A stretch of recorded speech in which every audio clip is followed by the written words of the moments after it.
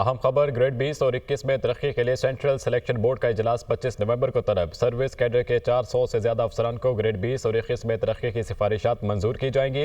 Board सिफारिशात की हतमी मंजूरी वज़ीर आज़म शहबाज शरीफ देंगे। सेक्रेटेरिएट, पुलिस और पाकिस्तान एडमिनिस्ट्रेटिव सर्विस के 180 से ज्यादा अफसरान को तरक्की की मंजूरी दी जाएगी। एहसन जमान हमारे साथ मौजूद हैं। एहसन जमान, बताइएगा क्या अपडेट्स हैं?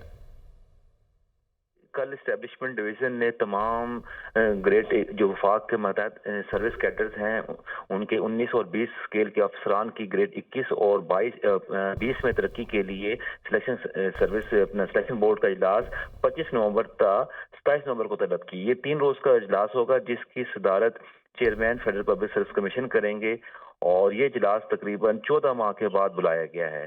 गुज़िश्ता जो चेयरमैन पीएससी थे वो उनकी सीट खाली थी जिसकी वजह से इजलास नहीं बुलाया जा सका था, क्योंकि चेयरमैन पीएससी ही जो चेयरमैन सिलेक्शन बोर्ड भी होते हैं।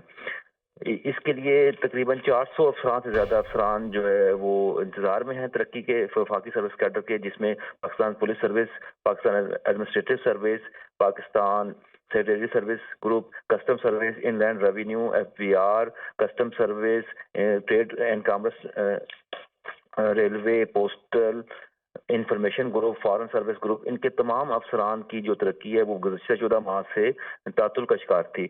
इसके कल एस्टेब्लिशमेंट डिवीज़न ने 25 और 27 नवंबर 3 दिन के लिए ये इजलास बुलाया है और जिसके लिए तमाम अफसरान की ACRs और तमाम दीगर रिकॉर्ड्स को भिजवाने की हदायत की है। जी ठीक है जमान, बहुत शुक्रिया आपका।